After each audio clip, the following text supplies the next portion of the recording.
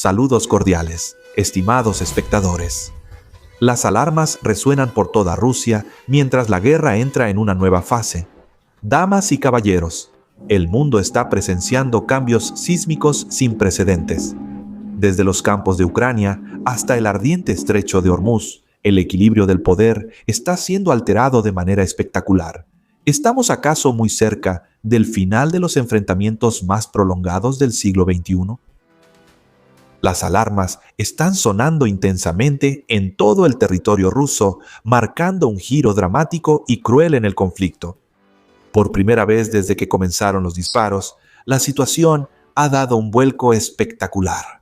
Ucrania está contraatacando en la retaguardia de Rusia con más fuerza de la que ellos mismos han tenido que soportar. Los continuos ataques con drones han destrozado la ilusión de la superioridad de la maquinaria de guerra rusa, dejando a los observadores geopolíticos asombrados ante el surgimiento de una nueva potencia.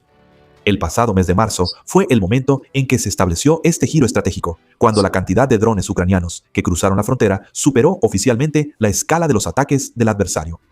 Esto no es simplemente una victoria simbólica en una guerra de desgaste, sino un movimiento estratégico cuidadosamente calculado, atacando directamente los puntos neurálgicos económicos y militares de Rusia, desde la infraestructura petrolera y de gas hasta los almacenes logísticos de alto nivel y los complejos de la industria de defensa. Las estadísticas recién publicadas han pintado un cuadro contrastante y vívido. En solo una semana, mientras Moscú lanzó más de 2.800 dispositivos aéreos hacia Ucrania, Kiev respondió con 2.300 de los suyos. Sin embargo, esta cifra solo toma en cuenta los objetivos en la infraestructura clave de exportación de petróleo y gas en el noroeste. De hecho, innumerables dispositivos aéreos más han atacado simultáneamente las instalaciones rusas en el sur, el este y también en la región central del país.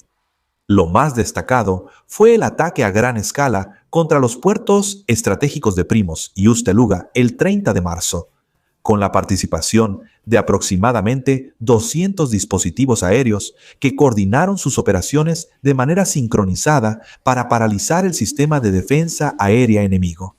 El cambio en la magnitud se vuelve aún más evidente al observar el panorama general. Rusia afirmó haber interceptado 7.347 drones ucranianos en marzo, con un promedio de 237, destruidos por día, la cifra más alta hasta la fecha. Por otro lado, Ucrania también tuvo que enfrentar 6.406 drones y 138 misiles provenientes de Rusia, con una tasa de interceptación exitosa de hasta el 90% para los drones y casi 3/4 partes para los misiles. El equilibrio unilateral ha sido roto. Ahora, Ucrania no solo resiste, sino que también tiene la capacidad de proyectar su poder profundamente dentro del territorio enemigo. Esta transformación es el resultado de años de inversión constante, y ahora ha llegado el momento de cosechar los frutos. Ucrania no solo ha ampliado sus ataques de largo alcance, sino que también ha optimizado las operaciones de alcance medio, apuntando directamente a los centros logísticos, puestos de mando y posiciones de defensa aérea en un rango de 20 a 300 kilómetros detrás de la línea del frente. En el propio corazón de Rusia, este cambio ha generado una ola de profunda preocupación. Los analistas militares en Moscú han comenzado a expresar duras críticas, no solo sobre la creciente capacidad de Ucrania, sino también sobre las diferencias fundamentales en la mentalidad organizativa. Ellos elogian el modelo de desarrollo militar basado en la innovación y la descentralización de Kiev. Bajo el nuevo liderazgo, las unidades y los fabricantes ucranianos pueden actualizar de manera independiente los sistemas e integrar nuevas herramientas de localización y sensores en cuestión de semanas, en lugar de años. Incluso, el ciclo desde que surge una idea hasta su implementación en combate se ha reducido a un récord de 30 días. Por otro lado, los observadores rusos admiten con amargura que su sistema está paralizado por una pesada burocracia. Cada pequeña mejora tiene que pasar por un laberinto de procedimientos de aprobación y revisiones exhaustivas, lo que hace que las innovaciones lleguen demasiado tarde o sean completamente inútiles cuando llegan al campo de batalla. Esta rigidez está asfixiando la capacidad de adaptación de Rusia, incluso en tareas tan simples como modernizar aviones o integrar nuevas armas. Mientras tanto, Ucrania experimenta y despliega nuevas soluciones a una velocidad vertiginosa, creando una brecha tecnológica y de pensamiento cada vez mayor. Detrás de esta revolución hay una industria de defensa que está surgiendo con gran fuerza. Solo en 2025, Ucrania gastó más de 95 mil millones de dólares en seguridad y defensa, lo que representa hasta el 43% de su Producto Interno Bruto. Actualmente, Ucrania produce más de 200 dispositivos aéreos de largo alcance cada día a un costo mucho menor que Rusia. A esto se suma una profunda cooperación internacional con proyectos de producción conjunta en Alemania y Francia que promete aumentar la producción a cientos de unidades cada mes. La combinación de creatividad interna y apoyo internacional ha convertido a Ucrania en una entidad líder mundial en operaciones autónomas no tripuladas, satisfaciendo más de la mitad de sus necesidades militares y reduciendo gradualmente la dependencia externa. El Parlamento ruso insta a Putin a poner fin a la guerra antes de que sea demasiado tarde. La última oportunidad se está cerrando poco a poco, ya que el Parlamento ruso comienza a presionar al presidente Putin para que ponga fin a la guerra antes de que todo se salga de control. Rusia se enfrenta a un problema de supervivencia extremadamente difícil, ya que los ataques de largo alcance continuos de Ucrania han expuesto un talón de Aquiles mortal. El sistema de defensa aérea ruso se está quedando peligrosamente sin misiles interceptores, lo que obliga a los comandantes a comenzar una política de austeridad, racionando cada misil para sobrevivir. La perspectiva de un colapso total de la red de defensa antiaérea multinivel ya no es una hipótesis lejana, sino que poco a poco se está convirtiendo en una dura realidad. Esto amenaza directamente a las infraestructuras clave, las bases militares e incluso a las grandes ciudades que antes se consideraban inexpugnables. Ahora se han vuelto vulnerables ante las oleadas interminables de ataques que el ejército ruso ya no puede detener. El punto más crítico de esta crisis es la península de Crimea, donde la situación ya ha llegado al límite. Los desesperados llamados de auxilio de las unidades de defensa aérea en Sebastopol, enviados al Ministerio de Defensa, han pintado una realidad trágica. Los soldados solo podían mirar cómo los drones ucranianos se acercaban sin tener ni un solo misil para interceptar. En su desesperación, incluso tuvieron que usar armas ligeras de infantería para responder a los modernos dispositivos aéreos. Una dolorosa prueba del agotamiento de los recursos de defensa nacional. La causa no solo radica en el campo de batalla, sino también en las profundas heridas dentro de la industria. Instalaciones estratégicas de reparación, como el Centro de Innovación Granit en Sebastopol, sufrieron graves daños durante un ataque. Mientras tanto, el cerco de sanciones de Occidente, especialmente los esfuerzos de Alemania para desmantelar las redes de contrabando de componentes microelectrónicos, han asfixiado las líneas de producción modernas. Cuando la producción no puede seguir el ritmo del consumo, las reservas estratégicas de Rusia se están vaciando poco a poco, lo que conlleva el colapso sistemático de la red Sadar y de las estaciones de interferencia en Crimea. La desesperación se extiende por todo el territorio ruso, ya que han tenido que sacar los antiguos sistemas Trela 10 de hace 80 años, que solo tienen un alcance de 5 kilómetros y no fueron diseñados en absoluto para combatir enjambres de drones modernos. En Orión incluso se han visto sistemas de defensa aérea improvisados, donde misiles aire-aire han sido montados de manera rudimentaria en la parte trasera de camiones para compensar los enormes vacíos en la red de defensa. Actualmente, los misiles que acaban de salir de la línea de producción son enviados directamente al frente, una señal de que Rusia ya no tiene ninguna reserva disponible. Para llenar ese vacío, Moscú se ha visto obligada a movilizar a la Fuerza Aérea para interceptar drones, pero el precio a pagar es extremadamente alto. En solo unos días, la lista de equipos destruidos se ha ampliado con nombres como el helicóptero K-27 en el Mar Negro, el caza Su-30, el avión de transporte An-26 y el avión de ataque Su-34. Todos cayeron mientras intentaban cumplir misiones de defensa que estaban fuera de su alcance, debilitando gravemente la capacidad de combate aéreo, la cual ya estaba al límite. En medio del panorama sombrío de la escasez y las pérdidas, ha surgido un contraste lleno de ironía. Mientras que las unidades de primera línea y las instalaciones civiles quedaban desprotegidas, la residencia presidencial en Van Nuys estaba rodeada por una coraza de acero sólida, con 27 sistemas Pantsir instalados en torres altas, formando círculos de protección impenetrables. Esta disparidad no solo revela las diferencias en la estrategia de protección del Kremlin, sino que también expone la extrema ansiedad de los líderes. Al mismo tiempo, en otras infraestructuras clave comenzaron a aparecer antiguos sistemas de defensa aérea instalados con el único objetivo de engañar los equipos de reconocimiento y sembrar dudas en el lado ucraniano.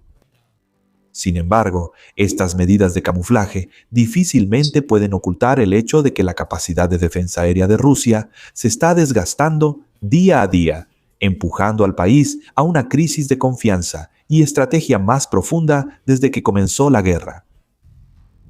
El pueblo iraní le dio la espalda a la Guardia Revolucionaria Islámica cuando el gobierno cedió ante Estados Unidos.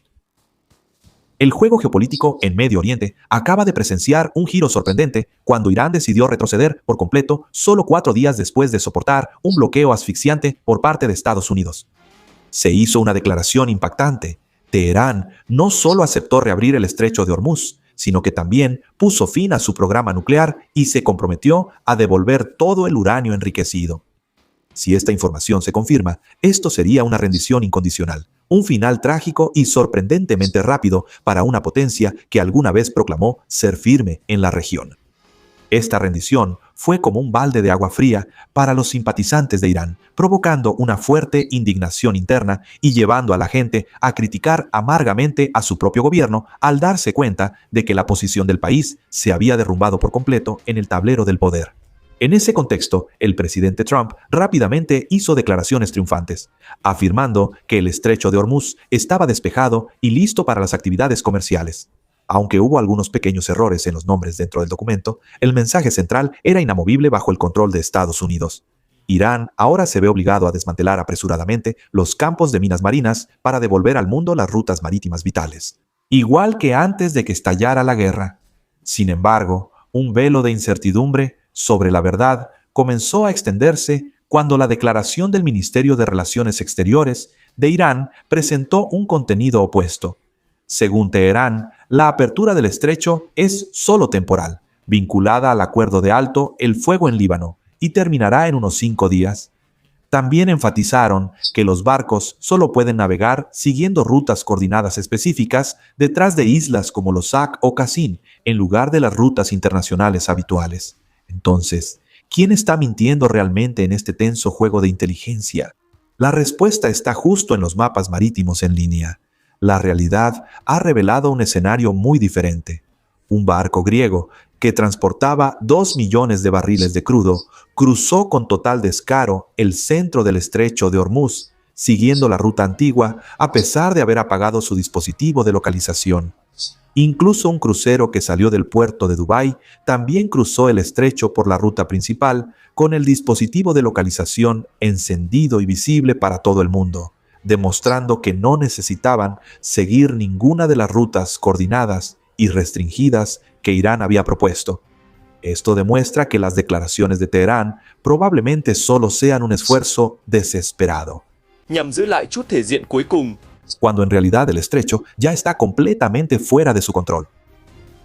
La raíz de esta concesión es la pinza económica llamada bloqueo. El 90% de la economía y el comercio de Irán dependen completamente del mar. Durante los últimos 4 días, el Comando Central de Estados Unidos ha establecido un muro de acero impenetrable que no permite que ningún barco entre o salga de los puertos de Irán. Como Napoleón resumió una vez, para ganar una guerra se necesitan 3 cosas: dinero, dinero y mucho dinero. Cuando se corta el flujo de dinero, Irán no tiene otra opción que sentarse a la mesa de negociaciones desde una posición de debilidad. El mercado petrolero reaccionó de inmediato, de manera positiva, ante esta noticia. El precio del petróleo cayó de $90 a solo alrededor de $83 por barril. Un detalle irónico es que, aunque Irán ya cedió, el bloqueo de Estados Unidos a los puertos marítimos de ese país sigue vigente, lo que demuestra que Washington aún no ha relajado su control. El Pentágono envió un mensaje contundente a los líderes militares y a la Guardia Revolucionaria Islámica de Irán, diciendo que esto no es una guerra justa. Mientras Irán lucha por excavar lo que queda de sus infraestructuras destruidas, Estados Unidos se fortalece cada día más con una red de inteligencia más eficaz que nunca. Todos los movimientos y cualquier traslado de equipo militar de Teherán están bajo una estricta vigilancia. Washington afirma que está listo para presionar el botón de ataque contra las infraestructuras energéticas y las redes eléctricas clave si Irán toma cualquier acción de represalia.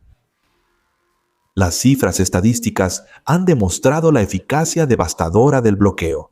Los 14 barcos que intentaron romper el cerco fracasaron estrepitosamente. Una grabación de audio del buque de guerra estadounidense, número 115, capturó el momento en que ordenaron al barco Blue Sky 4 de Irán que regresara al puerto anterior, en medio de la impotencia. Las órdenes breves y contundentes en la frecuencia 16 son una afirmación de la autoridad absoluta en el mar. Al finalizar este drama lleno de tensión, el presidente Trump afirmó que Irán aceptó el compromiso de no volver a usar el estrecho de Hormuz como un arma para amenazar al mundo.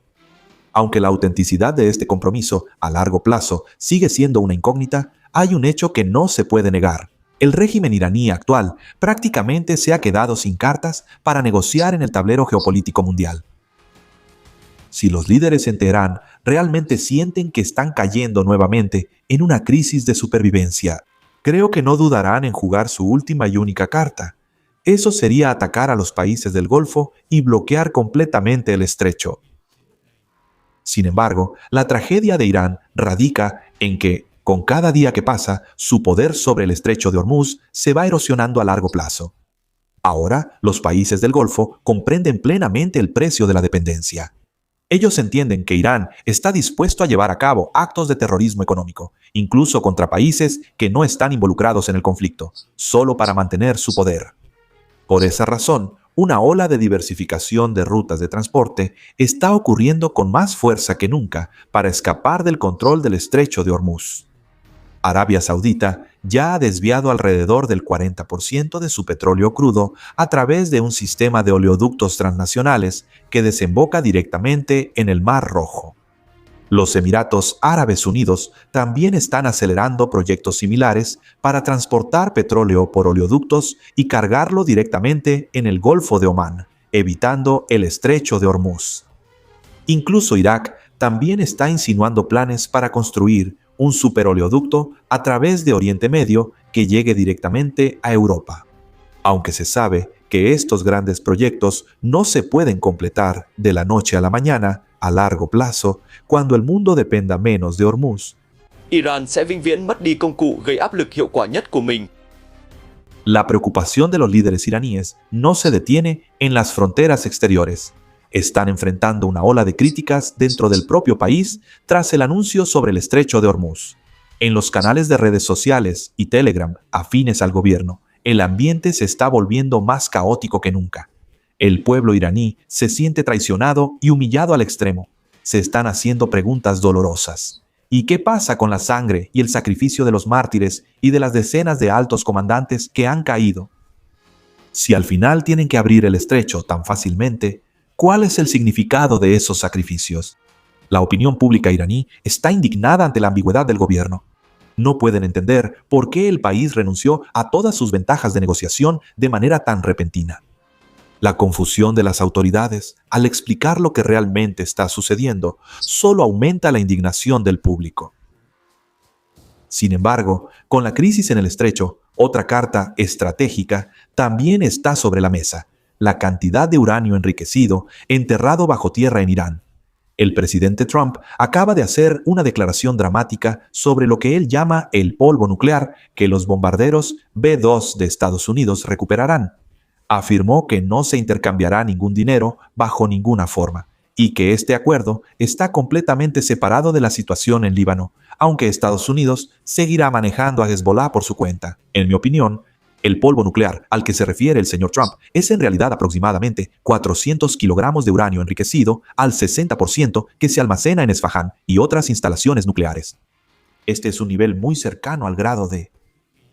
Solo toma de 1 a 2 meses para convertirlo en una bomba nuclear dependiendo de la tecnología de Irán.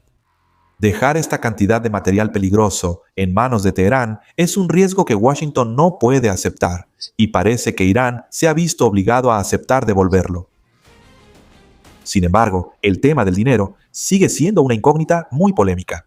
Antes de la declaración del señor Trump, ya había informes que decían que Estados Unidos estaba considerando liberar $20.000 millones a cambio de este uranio. Es importante aclarar que este no es dinero de los contribuyentes estadounidenses, sino activos iraníes que han estado congelados durante mucho tiempo. Se espera que las negociaciones continúen en Islamabad a finales de esta semana para llegar a un acuerdo final. Estados Unidos está presionando a Irán para que detenga el enriquecimiento de uranio durante 20 años, mientras que Teherán solo quiere comprometerse por 5 años. A pesar de que el señor Trump afirmó ante los medios de comunicación que no se devolverá ni un centavo a Irán. Me cuesta creer que Teherán acepte renunciar a su tesoro nuclear sin recibir a cambio ningún salvavidas. Con una economía al borde del colapso, volver a acceder a los fondos congelados o el alivio de las sanciones es la única oportunidad que tiene este régimen para sobrevivir y reconstruirse después de la guerra. La verdad final solo se revelará cuando los detalles del acuerdo se hagan públicos oficialmente, pero está claro, una carrera nuclear de Irán está convirtiéndose poco a poco en realidad. ¿Podrá Rusia cambiar el rumbo cuando su red de defensa antiaérea está completamente agotada? ¿O es este el comienzo de un colapso irremediable desde dentro?